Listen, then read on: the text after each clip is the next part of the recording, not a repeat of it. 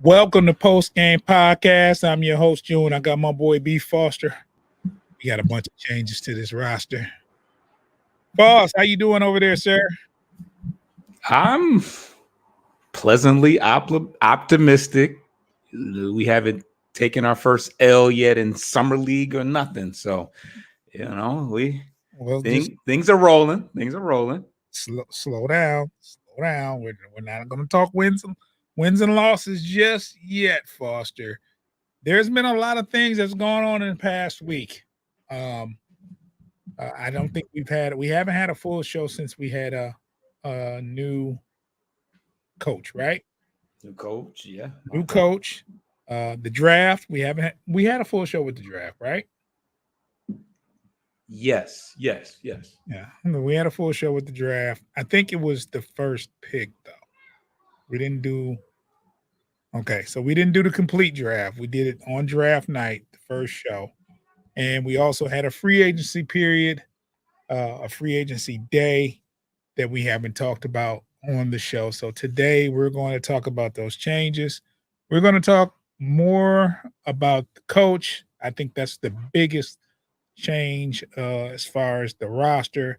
A couple of things that happened as far as the roster that we anticipating. And I'm talking about the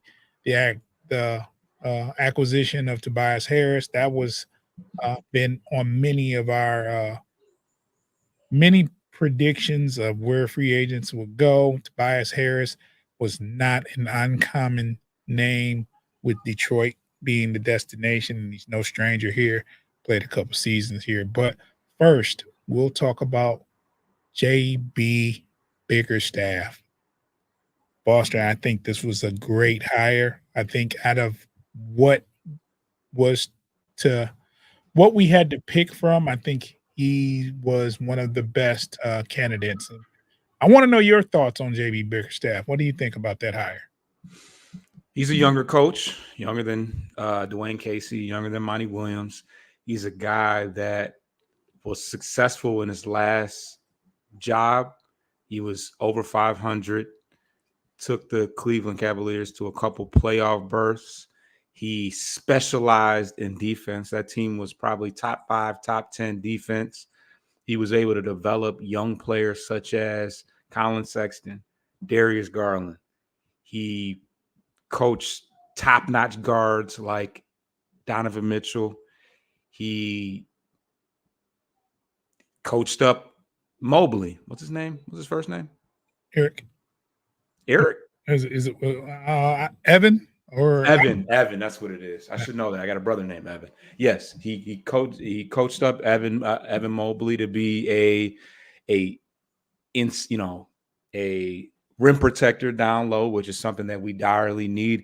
And he built up a Memphis Grizzlies team that had won 22 games previously into a respectable 34-win team the very next year. So he's a guy that knows how to develop young talent and has been successful in getting teams to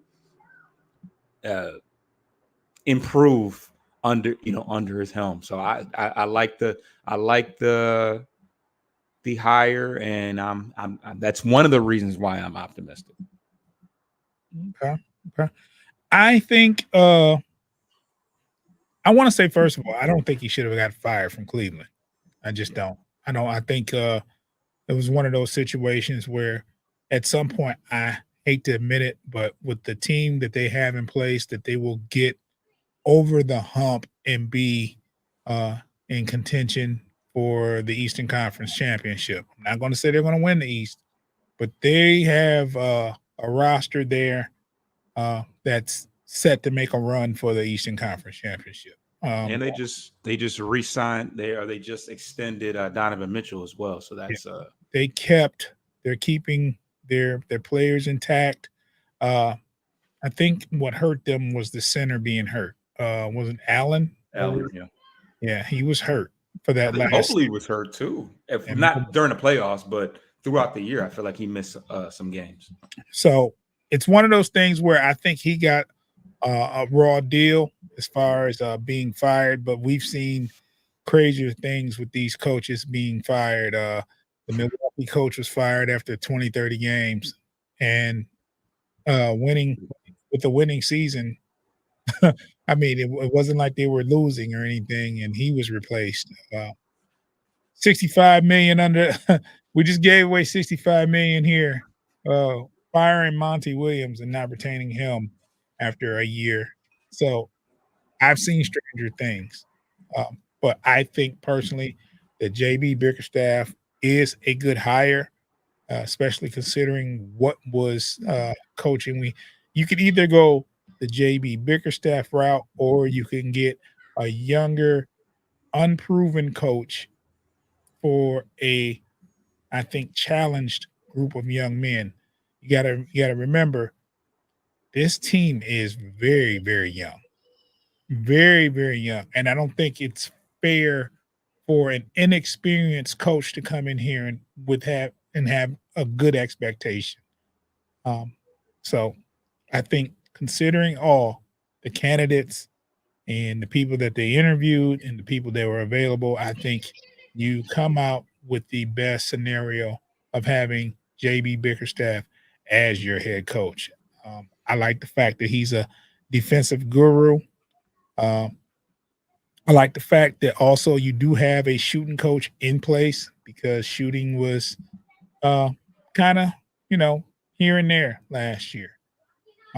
But defense was something definitely lacking, and you got a defensive coach here. So I think it was a good move. I think it was a good move. We talked about the draft before, right? We talked about the first pick with Ron Holland. Has anything developed differently than the last show that you have? You've had time to digest it. It's been a week. Have you given any more thought to the number 5 pick, Ron Holland? I don't know. I tried not to buy too much into the theatrics and following him on social media and excitement, but he seems to be excited. He seems to be encouraged. He seems to be confident in where he can take, where he'll be able to take his game. So it all looks great. Obviously, we'll get a chance to watch him play very soon in summer league. But who recently co-signed his? Oh, I think you sent me the stuff about Norris Cole, and yes. Yeah. So yeah, it's encouraging to see. I'm excited to watch him play alongside some of the other young guys that we have, and we will just see. We will see. I want to say I wasn't in full agreement with the pick. I never am. I never am. I never agree with the picks anyway, whether it's a Detroit Pistons pick or a Detroit Lions pick. I'm never a fan of who gets picked. It's never the guy who I want. However, I've watched a lot of tape. Unlike Foster, I've watched a lot of tape on this young man. And there's certain things. The glaring thing that we look at is his dismal 3-point shooting. It was 24% from the field, but he shot 44% from the field as a whole. And if you look at it, to shoot 24% but still shoot 44%, I think shot selection can help, maybe. I also know from the tape, the athleticism is off the chart, and he plays defense. Strong finisher, high energy player. Uh, those are the positives. The other things, um, I don't think let's be realistic. I don't think there's anybody in the draft that we look to draft that would save the organization, that we will come in and expect to walk on water and do great things and have great expectations, especially with the roster we already have in place. Um, so I expected the number 5 pick this draft to come in, learn, and help support the starters that are already there. I didn't expect to get a starter out of this particular draft, uh, unless it was someone like Connect. That's who I wanted. That's who I wanted. But hey, we got Ron Holland. We're going to welcome him. We'll offer Foster, get this man some buffs. Make sure uh, we have the receipt in case we have to take him back. Man, yeah. I mean, I think that the biggest key is that we bring him along. We don't rush him into anything. I Right. think it's going to be important for him to contribute in the best way he can, which I assume will be defensively. And obviously, I think we can create some transition opportunities for him.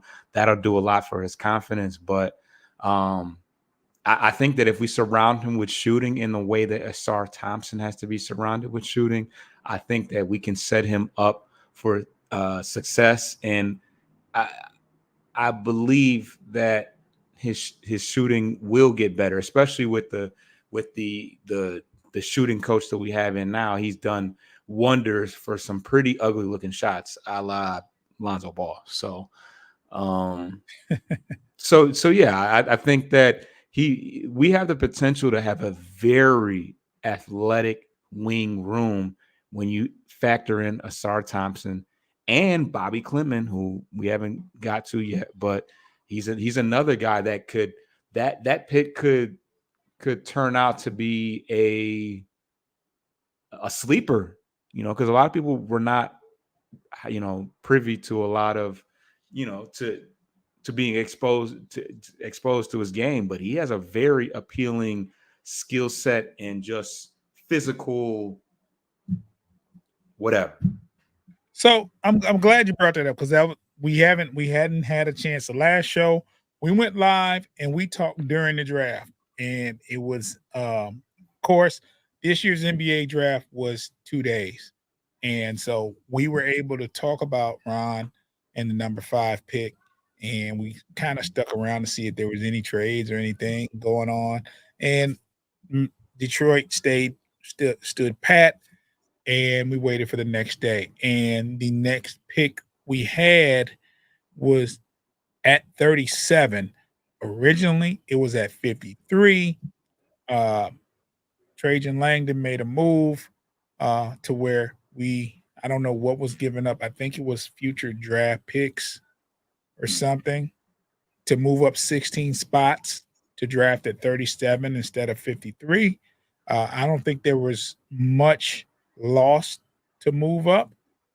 But at the 37th pick, we got Bobby Clement, a player that Foster has done a player profile on, and you can check that player profile out on Bleachers and Speakers on YouTube, and it's also up on any of the podcast streaming platforms that we're on. Just go to Post Game Podcast, FFSN. Those will be places like Spotify, Apple Podcasts, YouTube Music, iHeartRadio, stuff like that. And type in Post Game Podcast, FFSN in the search. Follow us, and you'll see these player profiles. And Foster did a very extensive job on Bobby Clement. Foster, I don't quite remember, and I have to go back and watch it myself. I haven't had a chance to. But can you tell the people some things that you remember talking about Bobby Clement and some of the things that he might be able to bring to this team? You said it could be a sleeper, but I'd like to hear more. I'd like to hear about this guy. Yeah, so he's kind of a. Go ahead. How tall is he? First of all? So he's 6'10", and he has the a 7'1" wingspan. So he passes the eye test as far as the prototypical athletic wing archetype. He's a guy that I believe is going to be able to space the floor at the next level eventually. He's got a lot of potential defensively as well, as far as his versatility, being able to guard a number of different positions. So definitely something that we need. We had, our defense was awful last year. So he's definitely a guy that it's going to need to refine some of his tools and develop a little bit. But I think that he could very well be the power forward of the future if all things come together, because who doesn't want an athletic 6'10" power forward that can space the floor, protect the rim, and switch out on guards and guard them efficiently. So he's probably, I wouldn't say I'm more excited to see him develop than Ron Holland, but we have direly needed a power forward for quite some time. Yes. And he checks a lot of boxes as far as that's concerned. So yeah, Bobby Klitman, his development, it could be very instrumental in our future. He also shoots 80% from the free throw line. Yes, that was the one thing that I forgot. Absolutely. So it translates. That tends to translate well when it comes to guys that are trying to ascend at shooting from the outside. That natural high. He's got a high release point, and it's a what is the word? Duplicatable shot. There's not a lot of irky jerky, parts to his shot. It's very duplicatable. Yeah, it looks like he has a good shot. It looks like he shoots well from the outside. That's what we were talking about, having a stretch power forward, one that can space the floor and block shots, and pretty decent rebounder as far as his experience as a player overseas. So we'll see. We'll take a quick break, and when we get back on the other side, Foster, we'll talk about one of the things you want to talk about. One of the graphics you sent me. So I'll have them posted up and ready by the time we get back. For those that are listening, you'll hear some great ads. And for those that are watching, we'll be back in like 5 or 6 seconds.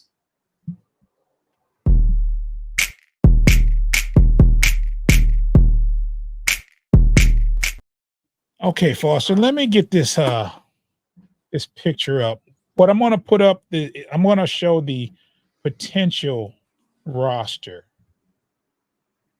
and you can elaborate on that. While this is being posted, I'll adjust for the people that's watching. And if you can explain this while I'm doing so, that would be dope. Yeah, so this is a potential roster. Obviously, some of these guys have not been signed, or these are potential free agent candidates that we might be looking to grab. But this is a pretty attractive rotation that we have here. I feel like we have a nice balance of young and veteran, athleticism, floor spacing, and it's a pretty deep team overall. You got Patrick Beverly, who they have him in the third slot as far as point guard, but he's a fiery guy. Wait. Oh yeah, my bad. Stop right there. Patrick Beverly's on the team. No. This is what I was saying. These are guys. These are potential. Like Patrick Beverly hasn't been. That's why I say potential. It says potential because some of these guys haven't even been. Okay. Haven't even been signed. Just making sure. Okay. Yes. No, that would. I would be ecstatic at that. But yeah, so you got Patrick Beverly, who's a veteran, an NBA veteran. He's been around. You know, he's a Midwest guy. He's from Chicago. He's played in Milwaukee and Chicago previously, but he's a guy that I feel like has a chip on his shoulder, and he also played in Minnesota too. Remember when they? I don't remember when they celebrated when they made it in the play. Yeah. But anyways, he's a guy that makes it a point to build up the rookies and make them tougher, and so I think he would be great as a number 3 point guard on the Pistons. I feel like he would. I feel like he would go out of his way to really just. I think he would battle with Cade in practice, honestly. But enough about Patrick Beverly. You got Asar Thompson at the starting shooting guard position, and then you got Tim Hardaway as his backup. You got Fontecchio, our boy Fontecchio, who we haven't signed yet, but actually we extended the offer, right? We extended the qualifying offer. I'm learning, and this is what I had. This is why I had a problem, because I didn't know. He's a restricted free agent, meaning he'll still be here no matter if somebody else offers you something. We'll just match it, so he'll be absolutely here. Yes.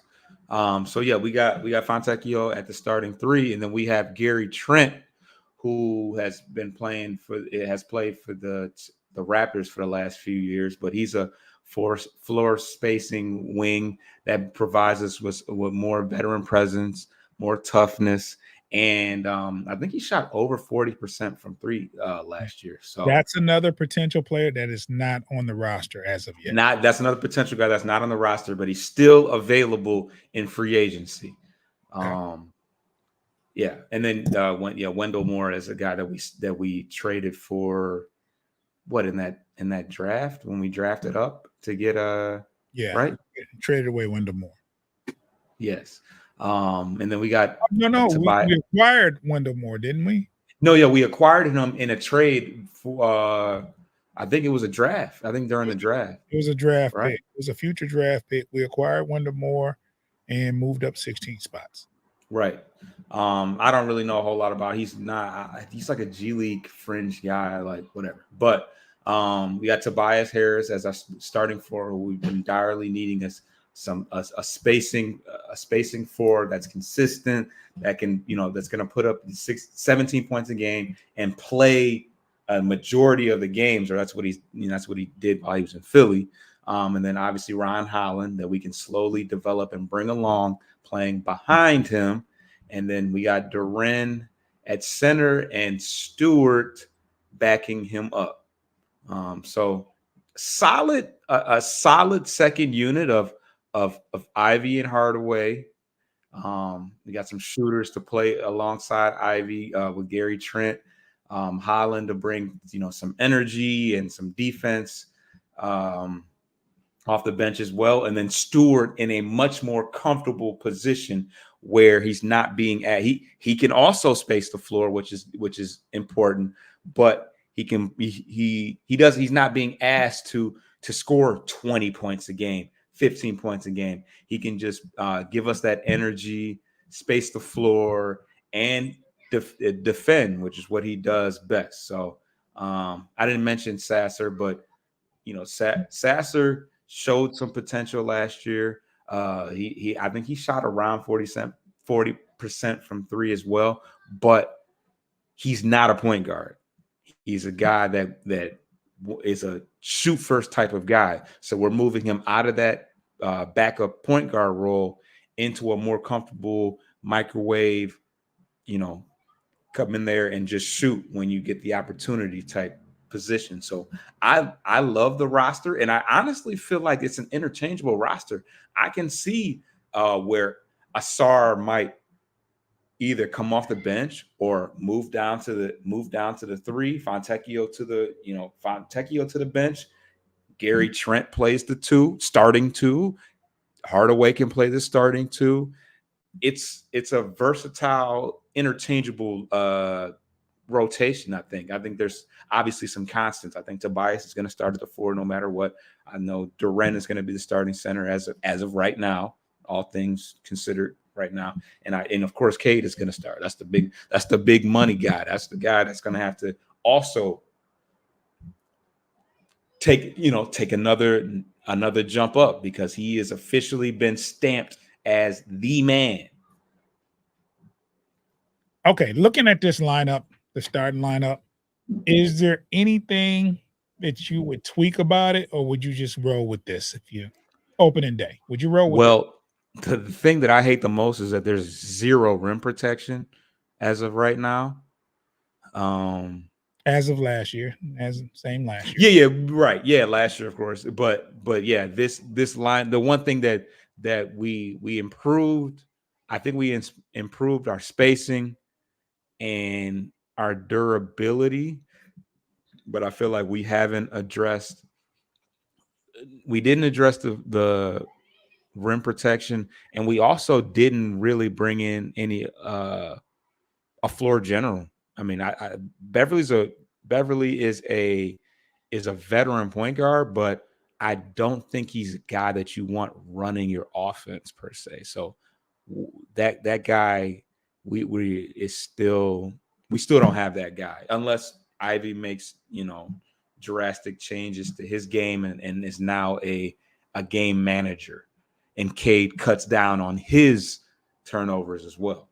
Because man, that was stressful. Yeah, I'm looking at this lineup here, right? How tall is Tobias? 6'8", 6'9"? 6'9". Okay. Is that his natural position? Did he play power forward last year? I want to say he played next to Embiid at the 4 position, which Embiid is Embiid, so you don't necessarily need the best rim protector at the 4 when you have Embiid down there. But I think the most natural position for Tobias is the 3, but he is 6'9". I mean, that's pretty tall. I mean, he's probably taller than Stewart, all things considered. Well, and I think those two are interchangeable when you have Fontecchio and Tobias Harris. If you have a problem with Tobias Harris at power forward during the season, that's just a little adjustment you can do with Fontecchio. But Tech is 6'7" though. He's shorter. But he played power forward last year. That's all I'm saying. Yes. So, yes. Yeah, he's not your typical power forward. I don't think they have a typical power forward in this lineup whatsoever, but you got to work with what you got, right? Absolutely. I think, and I'm hopeful if this roster, we know what's true, right? That these 5 starters are here, and we know that Ivy is at our disposal. We know that Sasser, Tim Hardaway Jr., Holland, and Stewart is there, and Wendell Moore. We know that. So, also Bobby Clement. What I would do, what I'm very hopeful is that Ivy takes a positive step forward. That'd be great. He's your shooting guard, and you can bring Thompson off the bench. That would be ideal for me.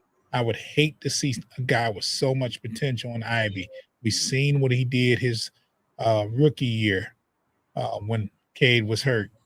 If we can get a glimpse of that, you know what I'm saying? If he can return to that kind of form, I think that's enough to say, okay, Thompson, you get out, you come off the bench, and you do your thing. But I think we need Ivy to wake up, bro. We need Ivy to work for. If it doesn't work, trading for someone who will, because he's definitely an asset that you could trade because of the potential is there. So, and there's still moves to be. I feel like there's still moves to be made as of right now. This is not a complete. Well, obviously, we got potential free agents that aren't even on the team right now. So we still got some wheeling and dealing to do. But we'll talk about what could possibly happen. Well, speaking of wheeling and dealing, there's a potential trade that I'm going to pull up for our viewers that we can talk about as well. And let's see. Let me make this bigger. Let's see. I don't know if we can make this bigger. But in the meantime, Foster, what did you see? Well, that's about as big as it's gonna get. Sorry. Yeah, we can see it. But we can tell the people what we're talking about here. So I'm just going to read it off here. Per Sports Illustrated now, Zach LaVine has reportedly been in trade rumors to go to the Detroit Pistons, and they have a projected possible trade, and it is the Pistons receiving Zach LaVine and the Bulls receiving Tim Hardaway Jr., Isaiah Stewart, Jaden Ivey, and Wendell Moore. Okay. I like to speak on this, right? Okay. Okay. I am not mad at this trade. I think if you get a healthy Zach, and with Cade in your backcourt, that's crazy, right? I'm very happy with that backcourt. In the meantime, you're going to lose Tim Hardaway. I don't mind. Never had him, you know. Never had. I think Zach is better than Tim. You lose Isaiah Stewart. You lose Jaden Ivey, and you never had Wendell Moore to begin with.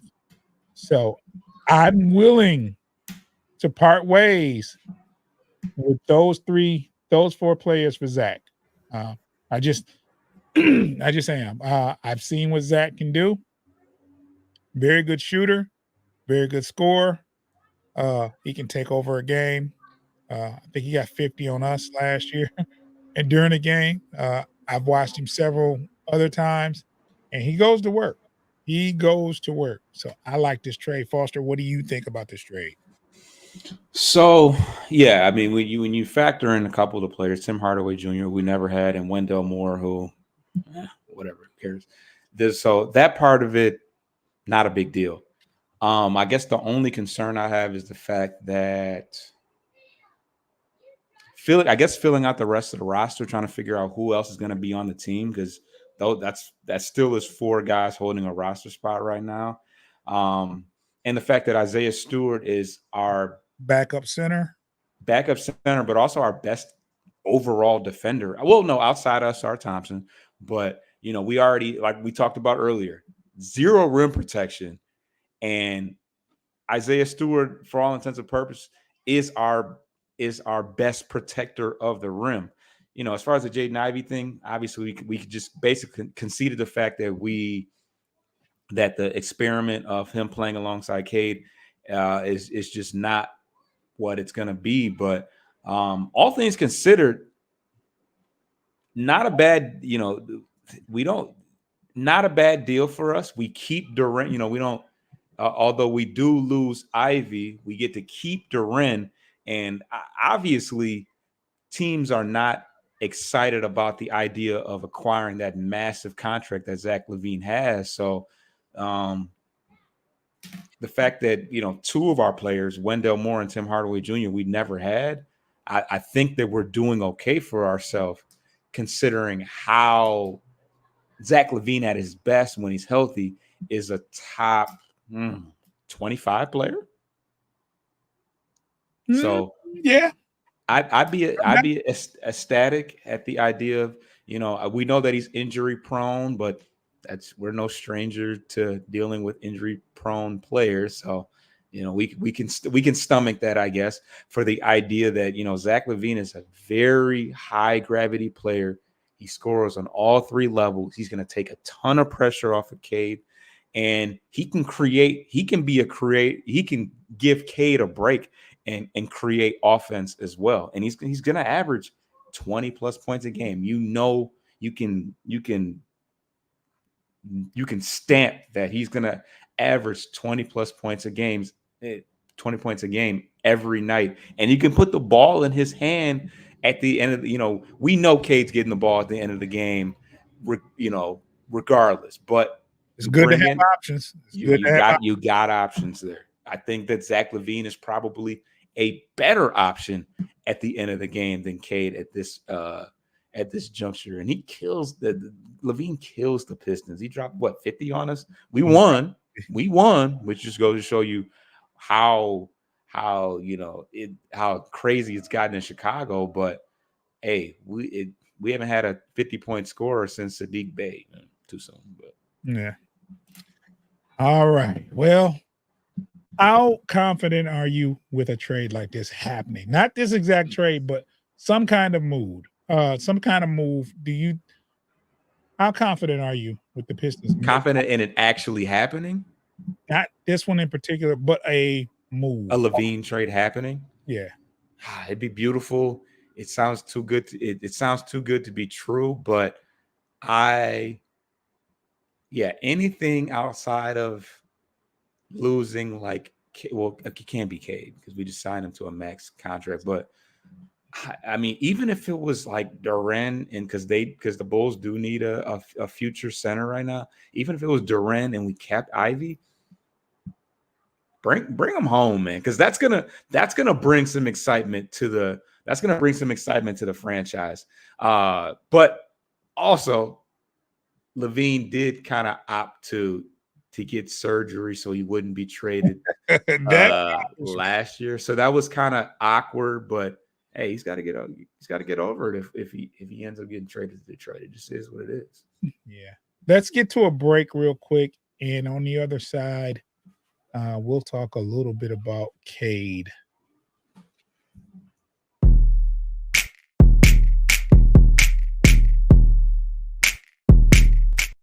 Now, what I was thinking about Cade, right, is it?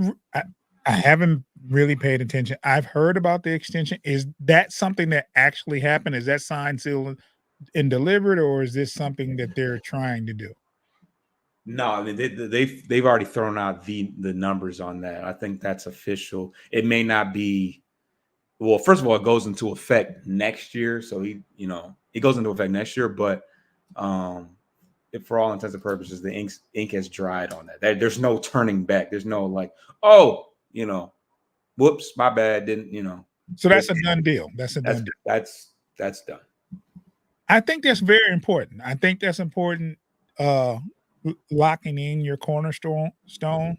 And then on top of it,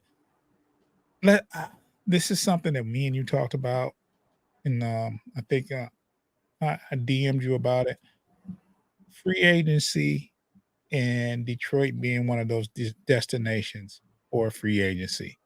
I think with the current condition, and it's been like this for a little while now, I can't think of the last successful big free agent acquisition that the Pistons have had that made a difference in this franchise. So I think with that being said, when you get a guy like Cade as your number one, you have to keep him.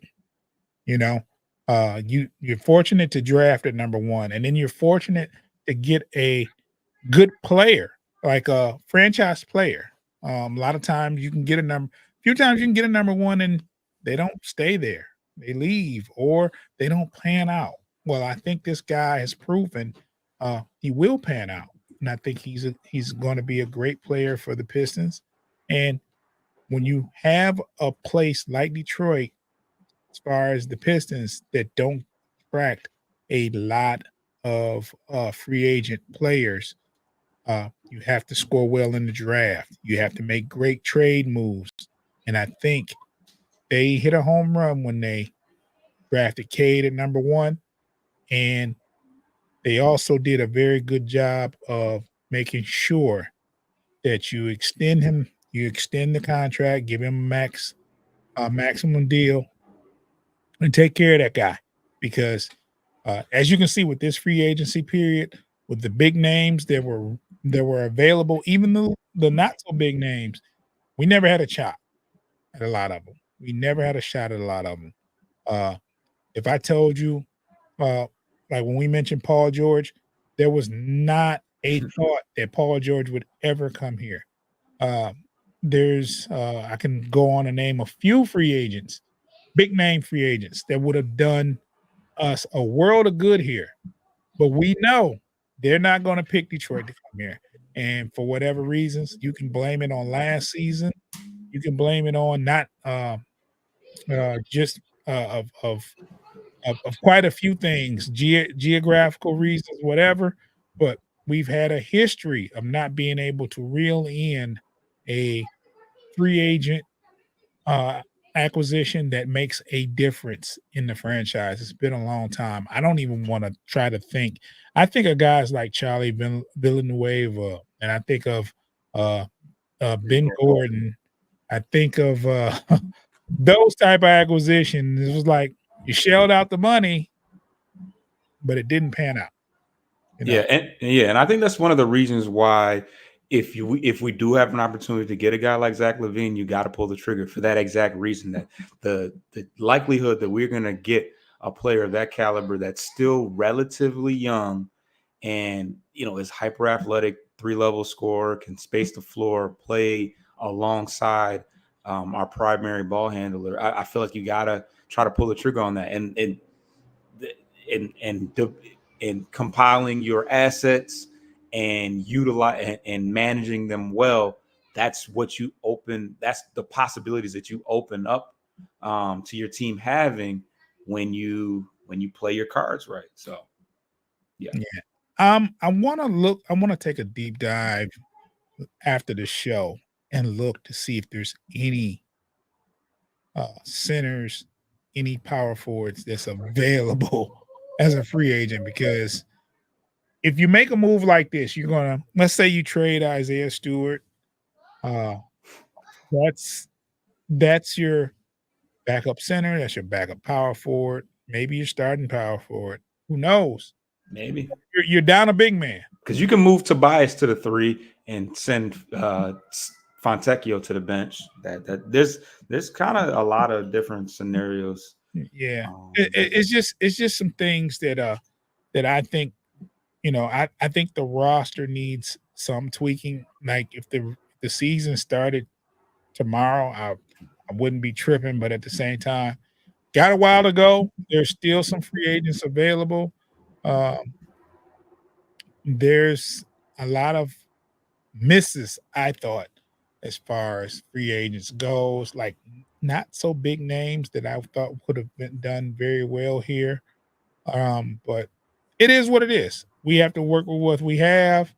Um, we do have Cade. We do have the new draft picks. We do have Thompson. We do have Duren.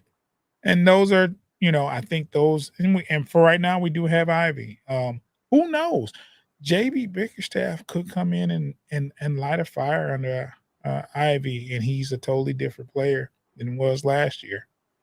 Who knows? Might not have to make a trade. If Ivy steps up and does very well, you don't have to squeeze the trigger on him.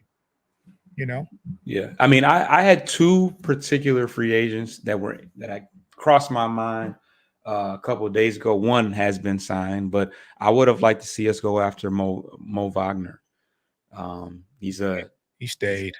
Yes, he ended up staying like the day after I thought about it. But yeah, he was a Michigan guy. He would have started at power forward if we got him here. Yeah. He would have started at power forward. Yeah.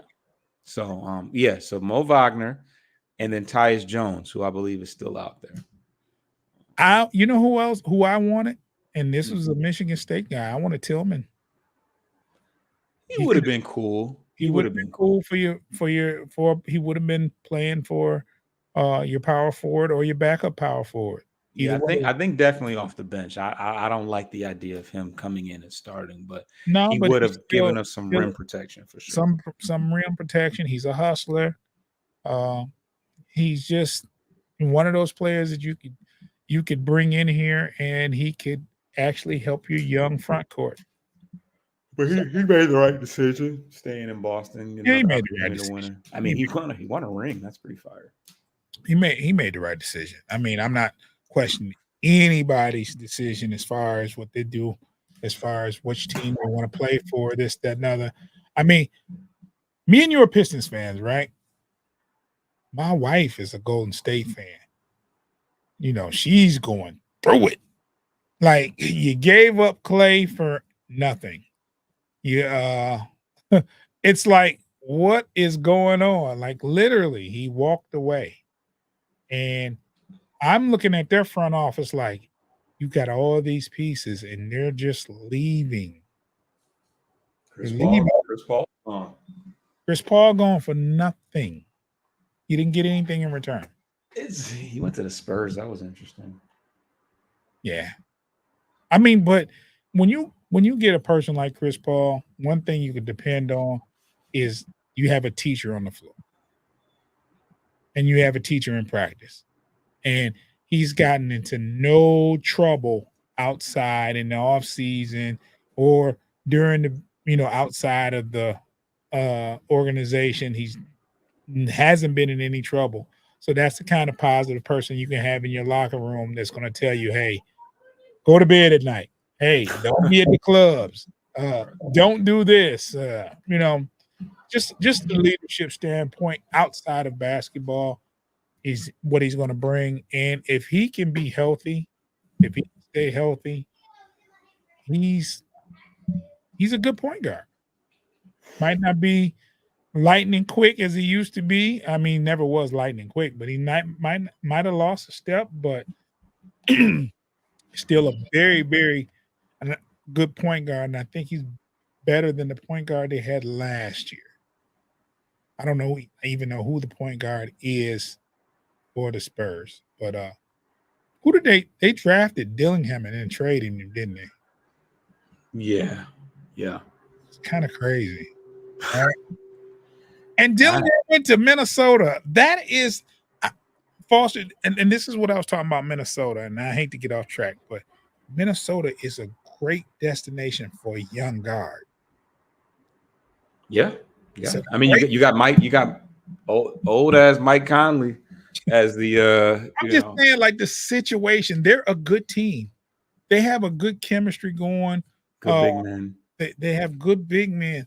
You could learn a lot going there, and they're not asking you to come in and make a difference. They're asking you to come in and contribute.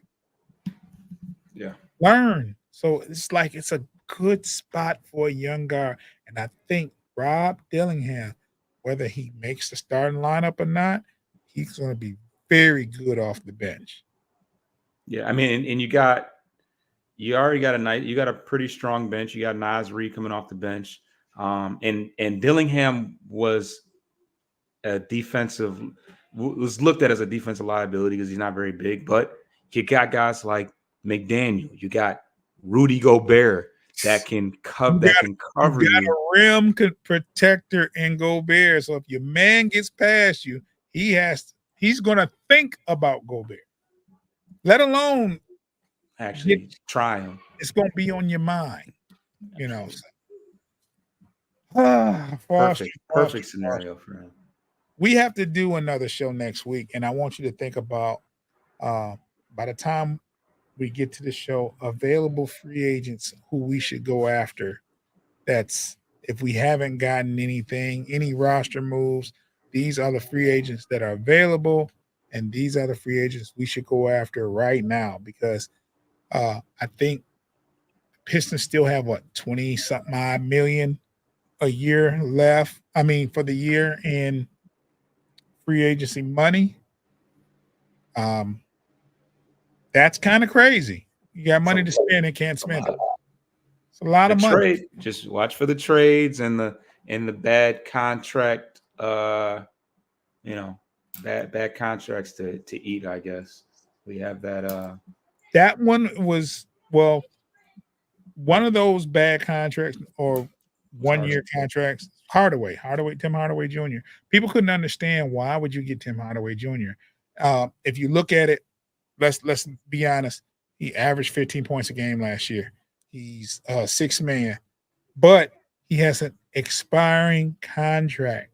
You know what I'm saying? So it's one of those things where when you have a person with an expiring contract, they use this year as negotiation to get a bigger contract. So you might have a player that's going to go all out. You also have teams that say, hey, I'll take on that expiring contract. You know what I'm saying? You have a trade piece to say, hey, other teams say, hey, we can use him for this year. And if it doesn't work out, he can just walk away. But we think we can use him. Same thing with the Pistons are thinking. So those are things that you look at when you have an expiring contract. So they say we helped we helped them acquire Klay Thompson and Najee Marshall, who was kind of a target for us as well. So there's always two perspectives to look at it, but is the glass half full or half empty? I mean, it is what it is. Like if you look at everything as a whole, 14-68. Not being able to pick up a free agent to save your life, it is what it is. It is what it is. Foster, we're going to get out of here. Do you have anything you want to say? No, just please subscribe to Bleachers to Speakers for all visual content, and of course subscribe to Post Game Podcast if you're a Pistons fan.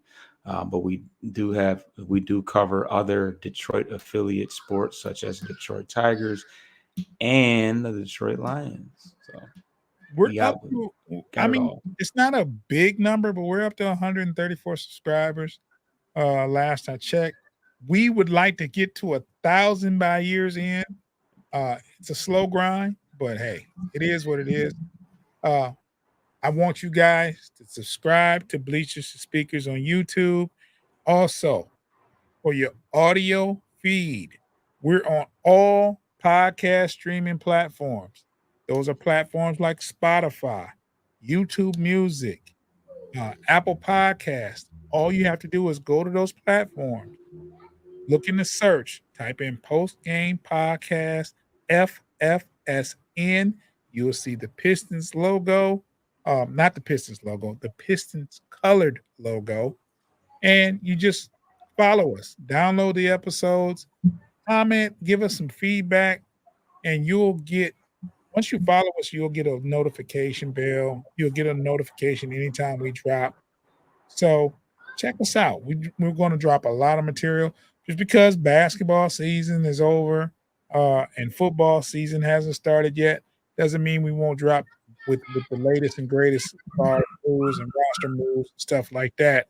Me and Foster are going to continue to do these shows. We're going to continue to do these roster, the featured player profiles. And we're just going to keep this thing moving, man. We hope the Pistons will make more moves, and we'll keep you in tune with that.